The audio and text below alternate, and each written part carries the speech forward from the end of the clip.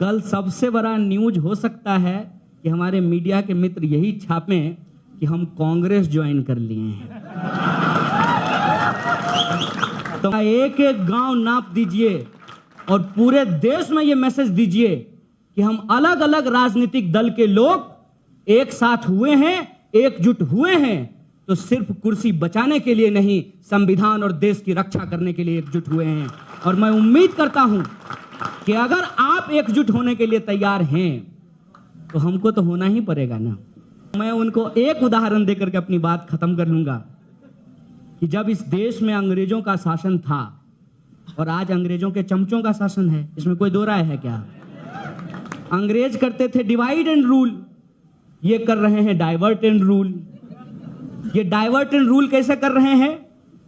एक तरफ 12,000 किसान आत्महत्या कर लेते हैं, उन्हीं किसानों की जमीन छीन करके किसानों के देश के सबसे बड़े नेता सरदार पटेल की 182 फीट ऊंची मूर्ति बना देते हैं। बताइए, मूर्ति बनाने के लिए भी इनको कांग्रेसी ही मिला।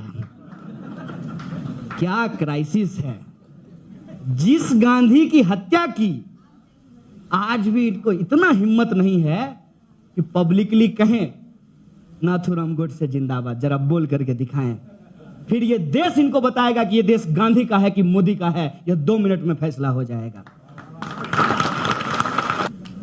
15 लाख आपके खाते में नहीं आया, 2 करोड़ वो हमको पता है नहीं आया है, आई नो। 2 करोड़ नौकरी नहीं मिली, महिलाओं के साथ बलात्कार हुए, सबसे अजीब बात समझिए, और उसके सम्मान में, बलात्कारियों के सम्मान में झंडा लेकर के ये लोग रैली निकाले। बताइए, कौन झंडा का अपमान कर रहा है? कौन देश का अपमान कर रहा है?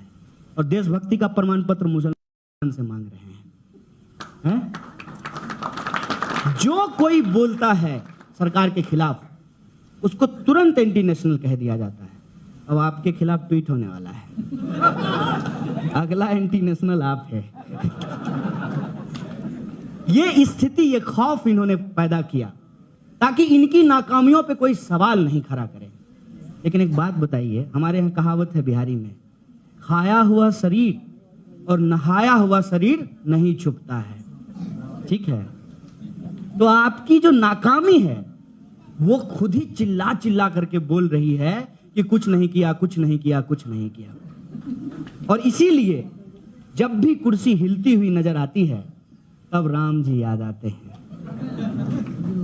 अब राम जी इनका भला करें, इसमें हमको कोई दिक्कत नहीं है। लेकिन एक बात आप समझ लीजिएगा कि अगर इनके काम में दम होता तो ये अपने काम पे वोट मांग रहे होते, राम के नाम पे वोट नहीं मांग रहे होते। और किसी भी तरीके के डायवर्जन में आपको जाने की जरूरत नहीं है। देश के प्रधानमंत्री मोदी जी हैं, सवाल उन्हीं से पूछा जाएगा। नेहरू जी के बारे में किताब में पढ़ लेंगे, कोई दिक्कत है? वर्तमान में है, वर्तमान सरकार का लेखा जोखा किया जाएगा।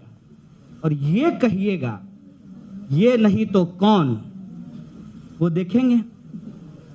बोले हैं ना फैज साहब, हम देखेंगे, लाजिम है कि हम भी देखेंगे जब जुल्मों सितम के कोहे गराम रूई की तरह उड़ जाएंगे। ये जो लोग आज इस गुरूर में बैठे हुए हैं कि किसी भी सूरत में इस देश की सत्ता पे हम ही काबिज रहेंगे, ऐ देश की जनता, मैं आपसे अपील करता हूं, इनको एहसास कराइए, मिलकर के संविधान विरोधी इस ताकत को आप हराइए। और इस लड़ाई में कदम से कदम मिला करके हम आपके साथ चलने के लिए तैयार हैं। हमको इस बात का परवाह नहीं है कि हमको किस पार्टी का एजेंट कहा जाता है। हमको इस बात का परवाह है कि जब कल को इतिहास लिखा जाएगा, जब यह आग बुझेगी, तो हमारा नाम आग लगाने वालों में नहीं, बुझाने वालों में लिखा जाएगा। एक बात मैं आपको बहुत ईमानदारी से कह देना चाहता हूं, कांग्रेस पार्टी गांधी जी की पार्टी है, कांग्रेस पार्टी नेहरू जी की पार्टी है, कांग्रेस पार्टी मौलाना अबुल कलाम आजाद की पार्टी है, कांग्रेस पार्टी आचार्य कृपलानी की भी पार्टी है। ये जो तहजीब है, इस तहजीब में जो सबसे बेहतरीन बात है वो ये है कि हिंदुस्तान किसी एक धर्म से या एक जाति से पूरा नहीं होता है।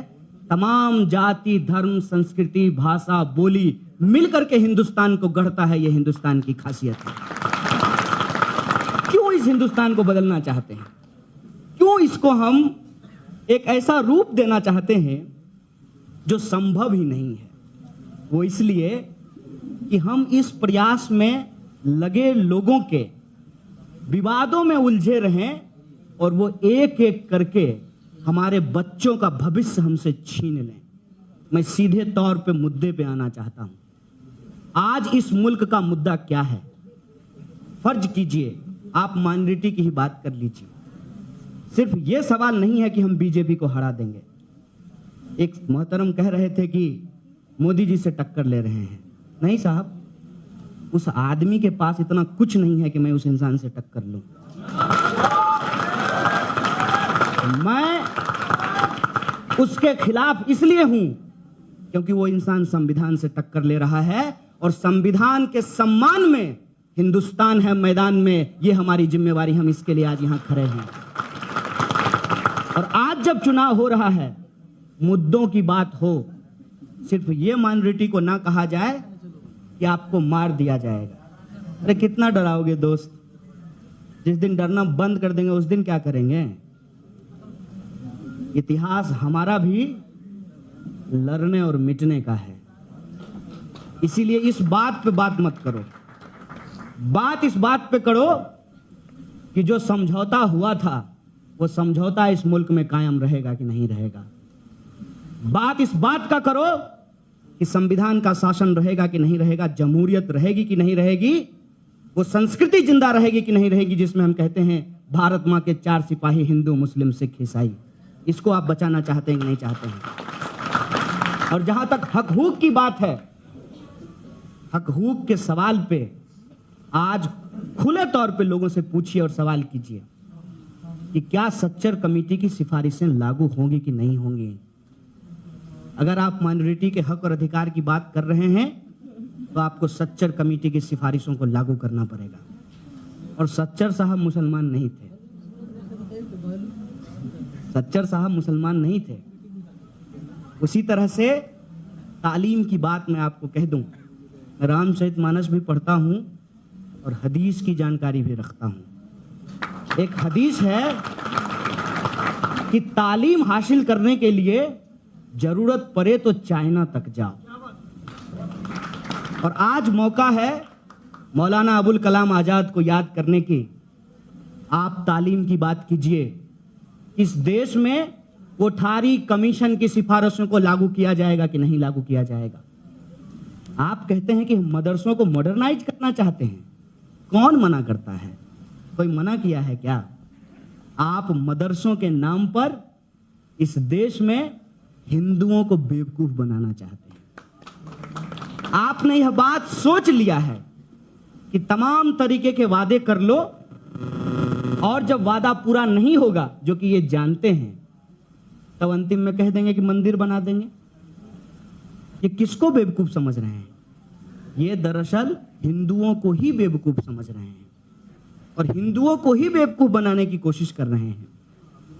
इस मौके पे हमारी क्या जिम्मेवारी है? हमको क्या करना चाहिए? क्या हमारे मुद्दे हैं? उस पे हम कैसे विचार करें? कैसे इनसे हम लड़ें? इस पे आज जहीन चर्चा करने की जरूरत है। सबसे पहली बात कि आज इस मुल्क में एक पार्टी, ईमानदारी से मैं यह बात कह रहा हूं और कोई अगर अस्वीकार कर दे तो मैं उस बात को मानने के लिए तैयार हूं, एक पार्टी बीजेपी को नहीं हरा सकती है। उसका मूल कारण यह है, इस देश की जितनी भी पॉलिटिकल पार्टियां रही हैं, मैं सभी पार्टियों को कह रहा हूं, उन सारी पॉलिटिकल पार्टियों ने सत्ता में रहते हुए इस देश की जो मजलूम जनता है उसके आशाओं पे पानी फेर दिया था। और यह जो पॉलिटिकल वैक्यूम था, इस पॉलिटिकल वैक्यूम को बहुत चालाकी से, अपने दम पे नहीं, बहुत चालाकी से भाजपा वालों ने भरा। कैसे भरा? फॉर एग्जाम्पल, बिहार में भाजपा को लोगों ने अस्वीकार कर दिया। नीतीश जी की पार्टी को और माननीय लालू जी की पार्टी को भरपूर बहुमत दिया गया कांग्रेस के पास भी लगभग 30 विधायक जीत करके आए, लेकिन सरकार बनने के कुछ दिनों के बाद नीतीश जी उस जनमत का अपमान करते हुए बीजेपी के साथ जाकर के बैठ गए। अभी फिर देखिए, ये तेलंगाना स्टेट है, कितनी अजीब बात है। मैंने आज तक MIM के खिलाफ एक शब्द नहीं बोला है, लेकिन जो बात इस देश के आम लोगों को समझ में आ रही है, क्या वो जनाब ओवैसी साहब को समझ में नहीं आ रहा है? मैं कभी भी उसके बारे में नहीं बोलता हूं। टीआरएस का जो इतिहास रहा है, टीआरएस क्या करती है? कहती है कि राज्य में हम, केंद्र में तुम। यही सेटिंग है ना। ये सेटिंग तो सबको समझ में आ रहा है। और उस सेटिंग के साथ यदि आप उसके साथ चले जा रहे हैं, तो जो समाज आज मोदी को हटाना चाहता है, मोदी को हराना चाहता है, इस उम्मीद में आपको वोट करेगा कि आप उस सवाल को लेकर के आगे लड़ेंगे, उसको धोखा होगा कि नहीं धोखा होगा, यह सोच के हमको बताइए।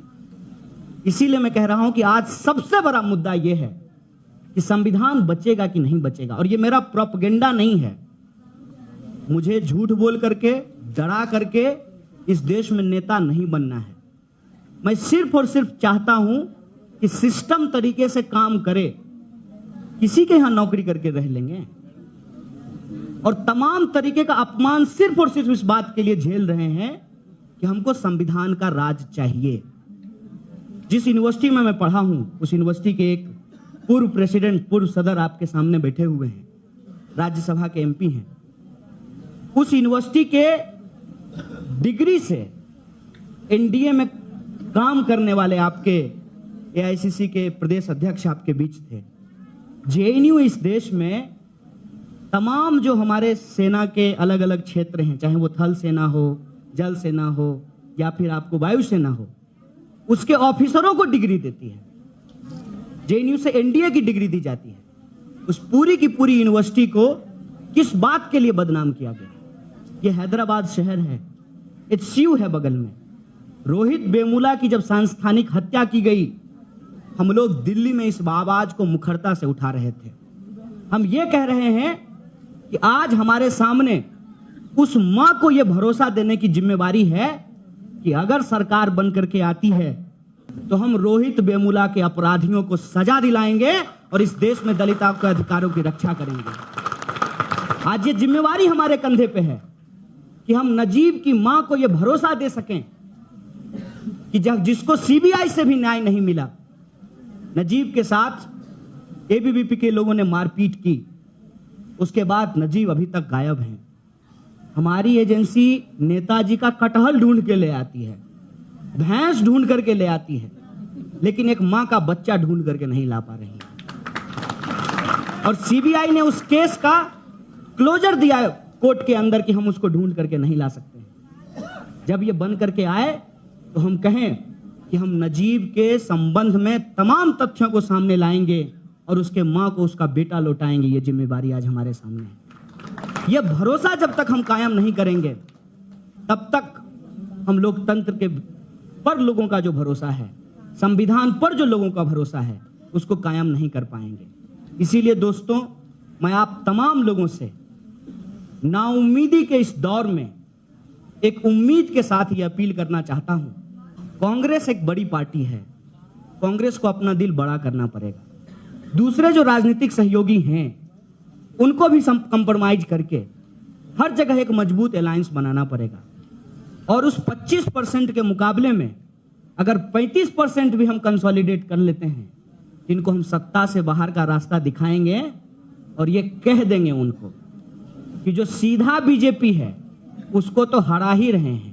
साबुन खरीदने जाते हैं, नहीं लिखा रहता है 20% एक्स्ट्रा, वैसे ही बीजेपी के पैकेट में TRS 20% एक्स्ट्रा है। इस दोनों तरह की फोर्सेस को, जो डायरेक्ट और इनडायरेक्ट आज जनमत का अपमान कर रहे हैं, लोक भावनाओं का अपमान कर रहे हैं, इस देश के संविधान के ऊपर हमला कर रहे हैं, और यह देश जिन लोगों ने बनाया है, कौन लोग बनाया है? मैंने कहा आपको रास्ते में बात करते हुए कि कहाँ मीटिंग है, बोले होटल में। बोले गांधी जी का बात याद कर लीजिएगा, अफ्रीका से जब लौट करके आए थे तो पहला भाषण में उन्होंने क्या कहा था? बोले चंद अंग्रेजी दांत सूट पहने हुए लोग ये जो गरीब जनता है उसका भला नहीं कर सकते हैं, कांग्रेस को उस जनता के बीच में जाना पड़ेगा। साथियों, अभी तमाम जो नेतागण हैं कांग्रेस पार्टी के, उन्होंने अपनी बात रखी और देश के क्या हालात हैं और हमको क्या करना चाहिए इसके बारे में उन्होंने बताया।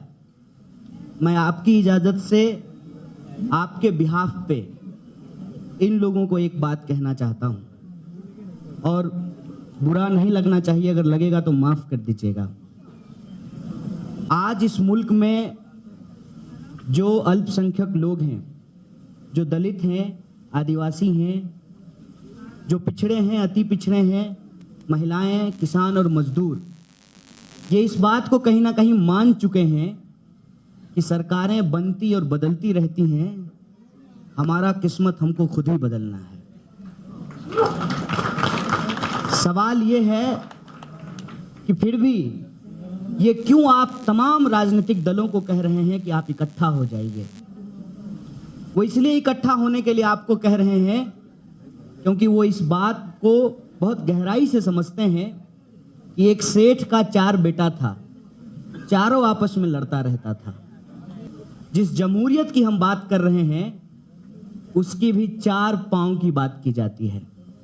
कार्यपालिका, न्यायपालिका, विधायिका और मीडिया को भी एक स्तंभ माना गया है, यहाँ भी 4 है।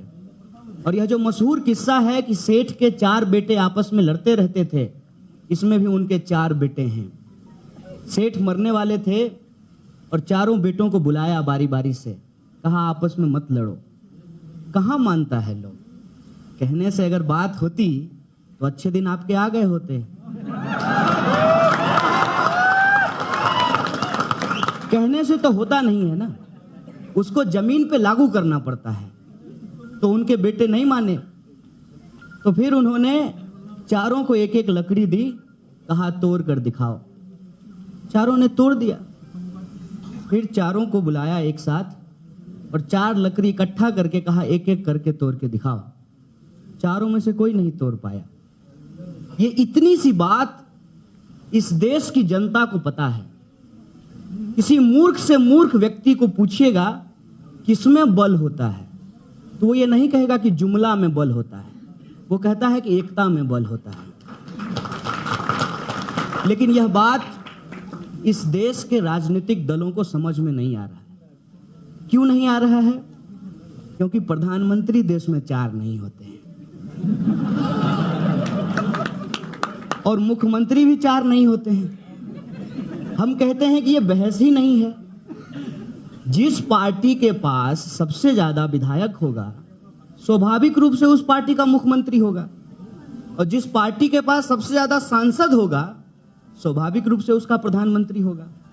हम उस बात के लिए बहस कर रहे हैं कि बच्चा होगा तो नाम क्या रखेंगे।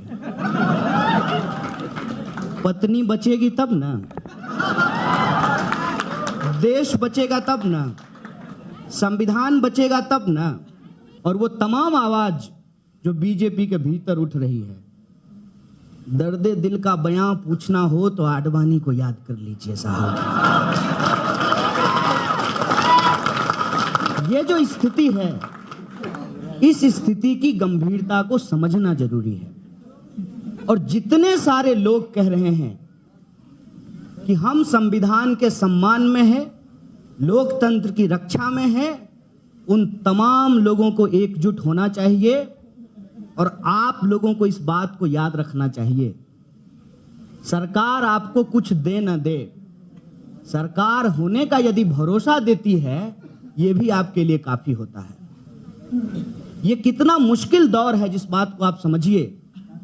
इस देश के पहले शिक्षा मंत्री को आप याद कर रहे हैं, लेकिन इस देश के भीतर जो बहस खड़ा किया गया है, हम लोग कहते हैं बिहारी भाषा में दुटकिया आदमी जो होता है ना, आप लोग 2 कौड़ी का आदमी कहते होंगे। वो लोग आजकल राजनीतिक दलों के प्रवक्ता हैं और टीवी पे जाकर के कहते हैं बैठ जाओ मौलाना, बैठ जाओ मौलाना। शायद वो इस बात को जानते ही नहीं हैं कि इस देश के पहले शिक्षा मंत्री ही मौलाना थे।